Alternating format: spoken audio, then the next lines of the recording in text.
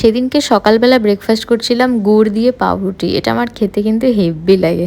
তারপর আমার একটা পার্সেল এসেছিলো নাইকার থেকে, একটা লিপস্টিক নিয়েছিলাম। আর এতদিন ধরে সেটাফিলের জিনিস নিচ্ছি, এই প্রথমবারই চুটকু দুটো আমি ফ্রি পেলাম। এদিকে আমার ভাই বাবার হাত টিপে দিচ্ছে, এরকমভাবে আমার আর মায়েরও হাত টিপে দেয়।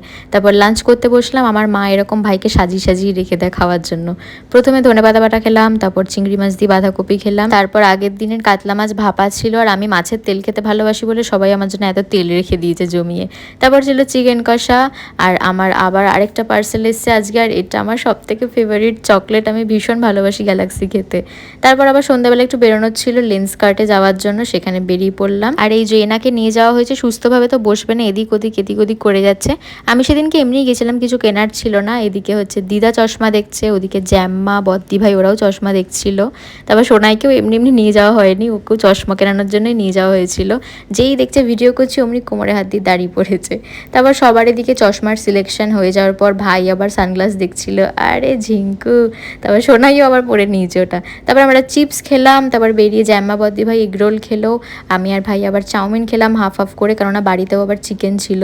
কিন্তু আমি সেদিনকে ডিনারের ভিডিও করতেই ভুলে গেছি, অন্য দিনের একটা ডিনারের ভিডিও ঢুকিয়ে দিয়েছি। যাই হোক, চলো আজকের মতো এটুকুই। ভিডিওটা ভালো লাগলে লাইক করে দিও, সাবস্ক্রাইব করে দিও, টাটা।